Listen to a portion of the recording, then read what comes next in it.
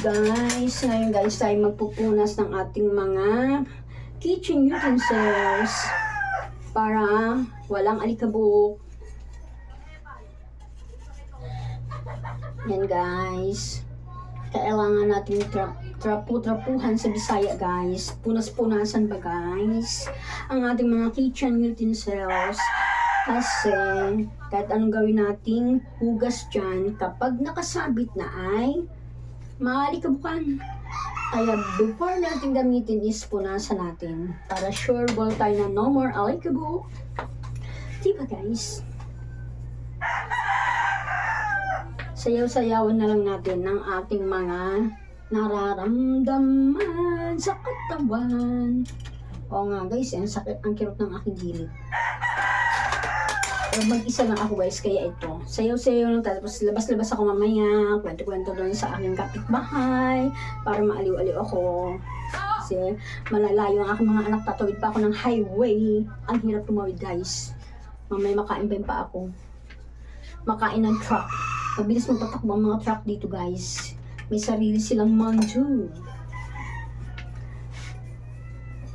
Ang letters, sabi nila, ang letters ngayon ay maglinis ng bahay. Maglinis ang pamamahay at ang mga kagamitan sa bahay.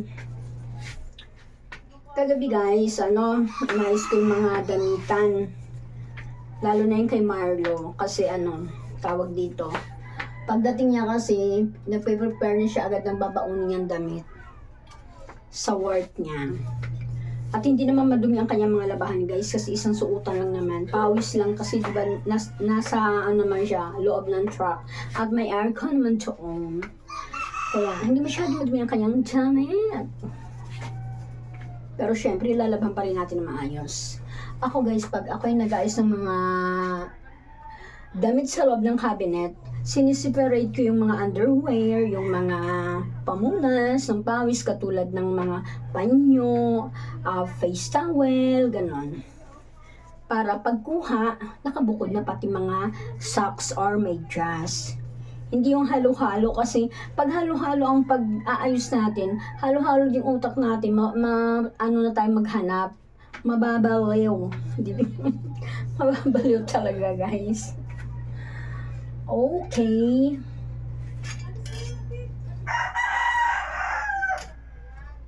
I cannot hide. Don't lose it. Go on, go on.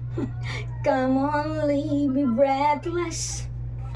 Tease me until I can deny it. Loving, feeling, let me long for your kiss. Go on, go on, come on. Idaan talaga natin guys sa sayaw. At ito guys, binabaunan ko to guys pag pupunta akong City Hall o kaya sa malapit-lapit lang na pupuntahan ito. Para meron tayong water. In case na tayo mauhaw. At malinis na yung loob niyan guys. Kasi naka-sterilize lahat ng gamit. Nagpapakulo talaga ako ng tubig at binababad ko sila lahat. Especially ang ating spoon. Dapat talaga pinababad natin sa mainit na water. Para maalis ang mga bacteria, mga germs. Diba guys? Okay. For you, I cannot hide. Nag-prepare nga pala ako ng dishwashing. Ito guys ay gawa ng aking anak. Ay, oo nga pala. Baka gusto nyo mag-order guys. Gawa to ni Jessa ng tondo ng aking anak. 3 for 100 guys. Kung gusto nyo ibenta, pwede rin. Kung gusto nyo personal use, pwede rin. Para makatipid guys. Kasi sa tindahan to, ito ay 45 pesos na. Kaya kung sino magusto, PM me. Walang tubo, 3 for 100. Hinalok ko na guys. Hinalok na no?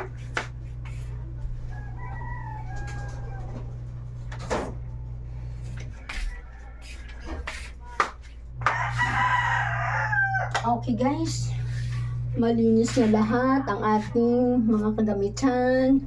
Kasi binukod ko na lahat yung mga hindi ko gagamitin, guys. Ayan, nakasalansa na sila. Itong rice cooker ko hindi ko na ginagamit kasi nga may tangki na. Pati itong aking mini rice cooker hindi na rin ginagamit yan. Kasi kailangan lang siya pag wala tayong pambiling gas. Yun lang, guys, ang aking kung bakit meron akong mga electric stove. Dalawang electric stove namin.